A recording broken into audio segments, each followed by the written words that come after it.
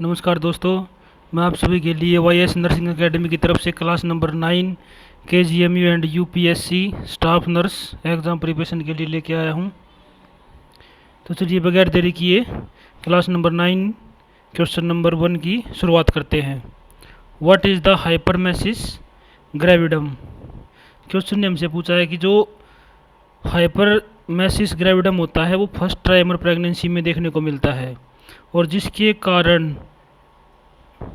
ये किसके कारण देखने को मिलता है, ये HCG हार्मोन के कारण देखने को मिलता है।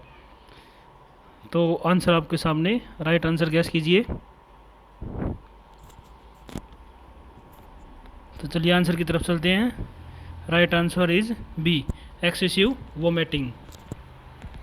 हाइपरमेसिस ग्रेविडम जो होता है उसमें एक्सेसिव वोमिटिंग होती है और HCG हार्मोन के कमी के कारण ये वोमिटिंग होती है। चलिए next question number 2, immediate first aid treatment for dog bite. Question ने हमसे क्या पूछा है कि अगर किसी डॉग ने काट लिया है तो सबसे पहले आप कौन सा ट्रीटमेंट करेंगे। तो आंसर आपके सामने, राइट आंसर गैस कीजिए।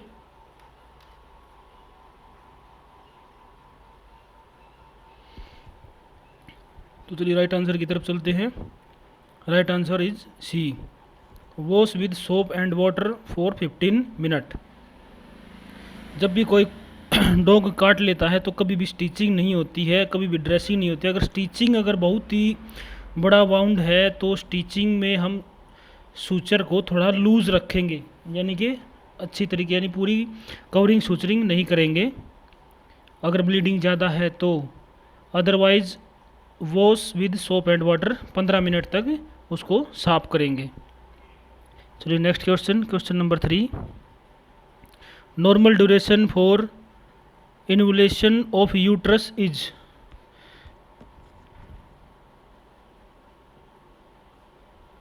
क्वेश्चन नंबर 3, क्वेश्चन ने हमसे क्या पूछा है कि प्रेगनेंसी के बाद यूट्रस जब अपनी नॉर्मल शेप में आने लगता है उस सिचुएशन को इन्वोलेशन ऑफ यूट्रस बोलते हैं। तो वो कितने टाइम में, कितने वीक्स में या कितने मंथ में वो अपनी नॉर्मल ड्यूरेशन में आता है।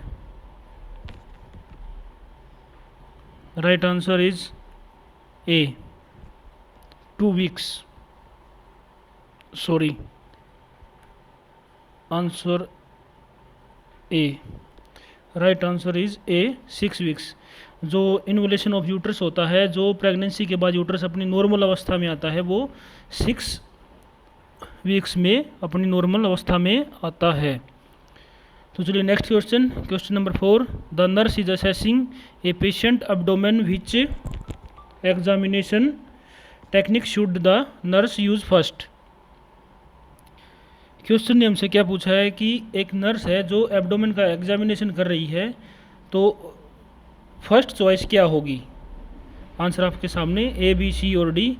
Inspection, auscultation, C percussion, D palpation.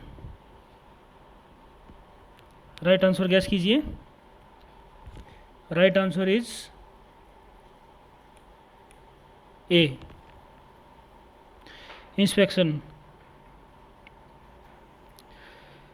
तो जो इंस्पेक्शन होता है, उस इंस्पेक्शन का मतलब होता है कि हम किसी भी ऑर्गन को अपनी आँखों से देखें, और ऑस्कुलेशन का मतलब होता है कि हम किसी भी, जैसे एब्डोमेन वगैरह हुआ या कुछ और हुआ, उसको हम स्टेथो की आवाज़ से उसकी साउंड को सुनते हैं, उसको ऑस्कुलेशन बोलते हैं। और जो परक्शन होता है, परक्शन को हम किसी भी ऑर्गन को अपने हाथों से टच करना, ये पल्पेशन कहलाता है। तो राइट आंसर इज ए। मैं आपको एक छोटी सी चीज़ बताता हूँ, जो नॉर्मल स्टेज में जो ये इंस्पेक्शन, ऑक्सीलेशन और परक्शन और पल्पेशन होता है, नॉर्मल स्टेज में इंस्पेक्शन पहले आता है, सेकंड नंबर पर परक्शन आता है, थर्ड नंबर पर पल्पेशन आता है और फोर्थ नंबर पर ऑस्कुलेशन आता है। और अगर एब्डोमेन की बात आए तो एब्डोमेन के मामले में इंस्पेक्शन पहले आता है, सेकंड नंबर पर ऑस्कुलेशन आता है, थर्ड नंबर पर परसेक्शन आता है और फोर्थ नंबर पर पल्पेशन आता है। यानी कि दोनों ही स्टेज में इंस्पेक्शन हमेशा पहले नंबर पर आता है, लेकिन एग्जामिनेशन हमसे ये नहीं पूछेगा कि फर्स्ट नंबर पर क्या आता है। फर्स्ट, ये तो हमने सिर्फ आपको समझाने के लिए ये क्वेश्चन डाला है, क्योंकि एग्जामिनर होता है वो 99% चांस है कि फर्स्ट चॉइस नहीं पूछेगा, क्योंकि दोनों ही स्टेज में फर्स्ट चॉइस में इंस्पेक्शन होता है। एग्जामिनर हमेशा लास्ट चॉइस पूछता है। लास्ट में अगर हम नॉर्मल स्थिति की बात करें तो ऑस्कुलेशन, और अगर हम एब्डोमेन की बात करें तो पाल्पेशन। तो यहाँ पर राइट आंसर क्या होगा, क्योंकि उन्होंने फर्स्ट चॉइस पूछी है, तो फर्स्ट में दोनों स्टेज में इंस्पेक्शन होता है। तो चलिए next question, question number 5, how many ANC visit on a minimum should be recommended for an ANC mother. Question ने हमसे क्या पूछा है कि जो एक ANC पेशेंट है वो कितनी विजिट करती है अपनी प्रेगनेंसी के दौरान डॉक्टर के पास। राइट आंसर गैस कीजिए। तो this is the right answer is C, 4 visit. अब मैं आपको इस क्वेश्चन में एक छोटी सी बात बताता हूँ, बहुत ही इम्पोर्टेंट है, और जो क्वेश्चन में भी घुमा फिरा कर पूछी जा सकती है। जैसे कि WHO के अनुसार अगर आप चलते हो तो, और अगर इंडियन गवर्नमेंट के अनुसार चलते हो तो WHO के अनुसार चलते हो तो फर्स्ट विजिट होती है जो वो 12 वीक्स पर होती है, और जो सेकंड विजिट होती है वो 20 वीक्स पर होती है, और जो थर्ड विजिट होती है वो 28 वीक्स पर होती है, और जो फोर्थ विजिट होती है वो 34 वीक्स पर होती है। तो ध्यान से सुनना इस बात को। और जो इंडियन गवर्नमेंट के अनुसार हम चलते हैं तो फर्स्ट विजिट 16 वीक पर होती है, और सेकंड विजिट 20 वीक्स पर होती है, और थर्ड विजिट 24 वीक्स पर होती है, और फोर्थ 36 पर होती है। यानी कि दोनों में ही 4 विजिट होती हैं, लेकिन WHO और इंडियन गवर्नमेंट में थोड़ा सा डिफरेंस है। तो उस डिफरेंस को मैंने आपको बता दिया है, आप ध्यान से सुने, और एग्जामिनेशन जो है वो कुछ भी क्वेश्चन पूछ सकता है, तो आप थोड़ा सा ध्यान में रखकर ही क्वेश्चन का आंसर दें। तो चलिए next question, the significant sign of pyloric stenosis. Question ने हमसे क्या पूछा है कि जो पाइलोरिक स्टेनोसिस होता है वो हमारी किस कैविटी में पाया जाता है। यानी ये पाइलोरिक जो कैविटी है, जो स्टेनोसिस है, इसका मतलब पूछा है कि ये क्या होता है और इसके कारण क्या होता है। सिग्निफिकेंट साइन पूछा है कि अगर ये बीमारी है तो इसमें सिग्निफिकेंट साइन यानी कि क्या साइन सिम्टम देखने को मिलेंगे पेशेंट को।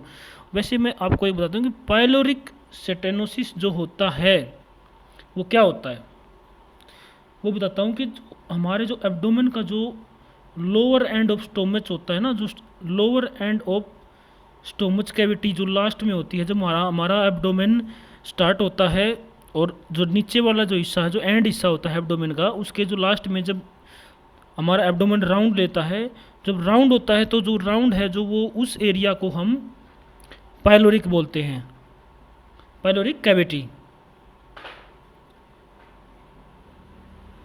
और उसमें क्या होता है कि वो रास्ता, सिग्निफिकेंट साइन पूछा है कि वो कैसे होता है कि उस रास्ते के अंदर वो रास्ता नॉर्मल स्थिति में जितना उसका साइज होता है उतना ही होता है, लेकिन जब सिग्निफिकेंट साइन की बात होती है पाइलोरिक स्टेनोसिस में तो वो रास्ता थोड़ा सा भीड़ा हो जाता है, यानी कि पतला हो जाता है।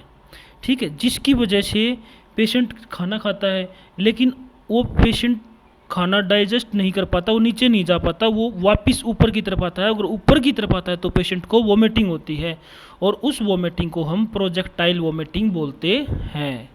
This is the right answer is B. तो थोड़ा सा डिफरेंट क्वेश्चन है, ध्यान से पढ़ें और हमारी बातों पर थोड़ा सा गौर करें।